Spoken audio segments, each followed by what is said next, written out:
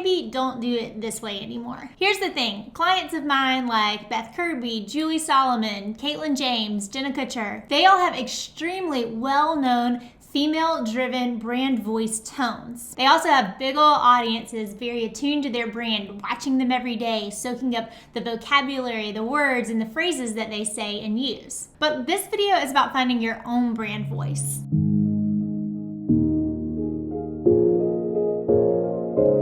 This is something that I find a lot of the creative entrepreneurs that I work with get a little bit stuck on. It's a sticking point when it comes to them getting to a place where they can DIY their website copy, their emails, and beyond. Give this video a like if you have ever struggled with figuring out how to get your brand's voice down on paper. I know I can definitely relate. As comfortable as I felt chameleoning and moving back and forth with different clients' voices on copywriting projects, my own brand voice, that's something that took a minute. But I found the longer I'm in business, the more comfortable I am with it, and the more comfortable, and this is important, I am handing that voice off to other people as they help serve our clients and our customers. That's one reason I think it's so important to figure out this to a point where it can be on paper as you grow your team, your brand, and your business. But here's what to not do. Putting on someone else's brand voice and trying that on is gonna look contrived. I always think of that moment in The Blind Side where Sandra Bullock's character is talking about shopping and she says,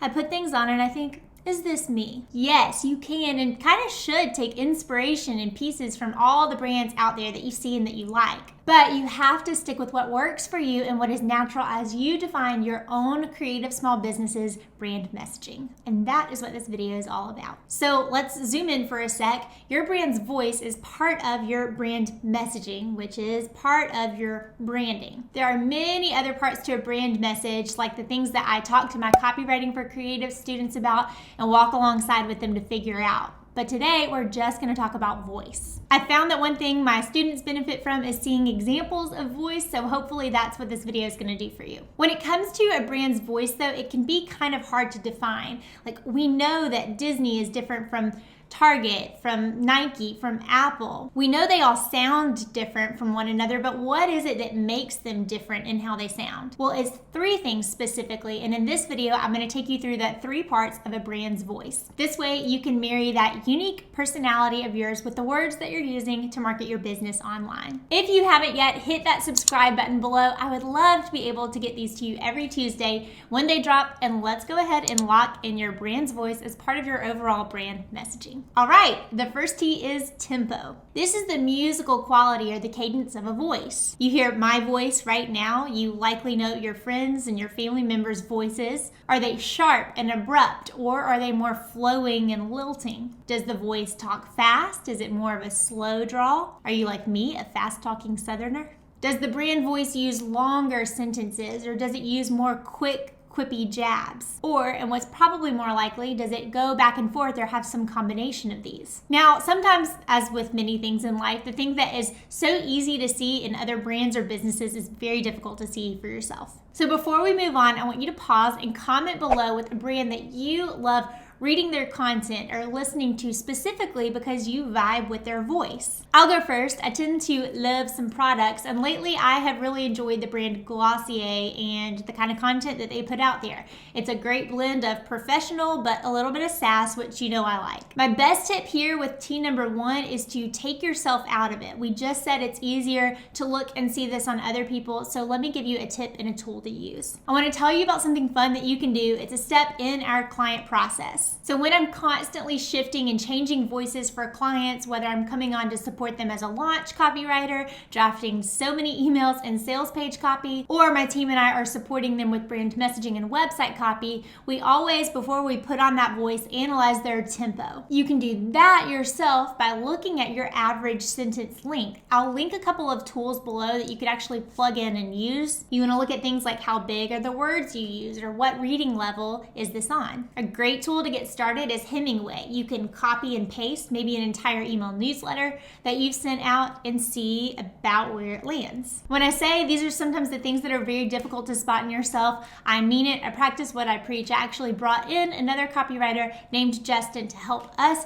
pinpoint the Ashlyn Wright's brand voice because I was getting all in my head about it. So it definitely helps to be able to use tools like I've just talked about. I know my my own brand's voice reverbs back and forth from more sharp staccato sentences, even one-word sentences, to a lot longer sentences, which is pretty much how I talk. The second T is terminology. How do you know what terms to use to punch up your copy? So Venn diagram style, we want to look and see where the patterns and the preferences that you're naturally drawn to in your own life overlap and intersect with the things that your ideal target audience will resonate with. Remember, the whole goal of copywriting is to match that inner dialogue going on in your ideal client or customer's head. So, and this is the point I bring up whenever my clients and students are asking about brand voice. Yes, it's important, but it's arguably more important that we focus more on giving the words that people actually want to hear you say. We have to continue the conversation that's going on in their head, and we can't let that die on the hill of, but I wanted this to be in my voice. Now, peppering in your voice isn't something that we want to do either. That can come across like the copywriting equivalent of a dubbed video. You just know it's not matching, but you can't put your finger on exactly why. So you don't want to write and then suddenly go in and drop random vocab words that you say sprinkled in. Instead, I'm going to come back to what I just said. You want to really figure out and align the things that you would naturally say and bring up,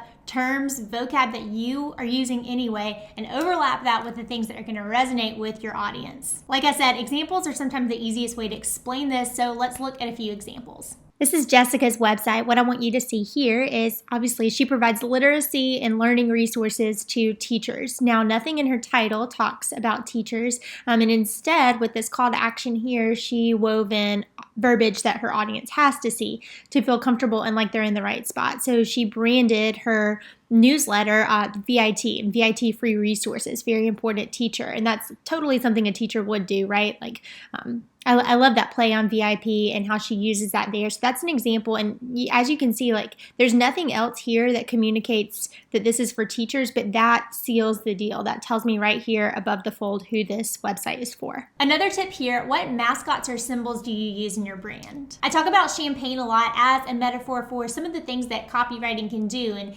email sequences and welcoming people. Emily Lay uses pineapples for an example of her brand and connotes that with the idea of hospitality. Now, not only are these visual cues that you can obviously use in imagery, but you can use them and lace them in as metaphors in copy as well. You don't want to get cheesy with it, you just want to use it as a way to explain something. I talked more about this concept in depth on the video I did on brand strategy, and I'll link that down below so you can get to watching it as well. Finally, the last T is tone.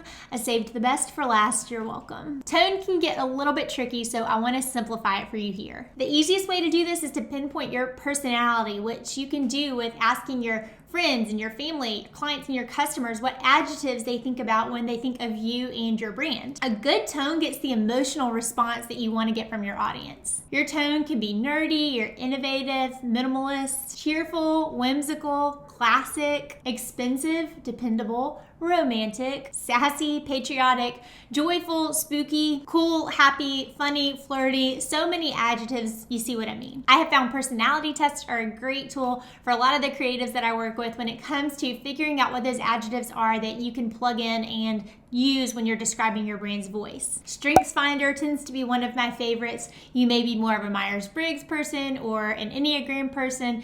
Pick your poison and start to look at whatever those results are for you. Again, if you're a personality-driven brand, and see if there's some adjectives that you can use and say, yes, that is the tone that I want to communicate in my brand's messaging. Website, Ellen runs a business called The Intentional Hippie, and gosh, through the branding but also through the copy and the way that she's chosen her headlines, yes, she's a copywriting for creative students too, so I didn't write this, she wrote this. She just used my strategies and she did such a great job. But as I come through here, everything is practical, it's simple, it's easy to understand. It just puts you at ease. And when you come down here, what's so interesting is I noticed she says practical, simple, and effortless resources. Well, that's exactly what I would use to describe how I'm feeling and how the tone is on this website. And the last example I have for you is Andrea's beautiful, beautiful website. Gosh, so pretty. We can see right away that she calls herself the Soiree Steward of the North Shore. So she really specializes in Chicago's North Shore, as we can see. And yes, her website website is beautiful, but one thing that I found was really interesting is over here on this begin here page. So one thing, we would probably describe this as we leaf through as elegant and refined, even in the copy that she's using, of course. But what I like is how she adds in some nostalgia here. She references Father of the Bride in VHS copies.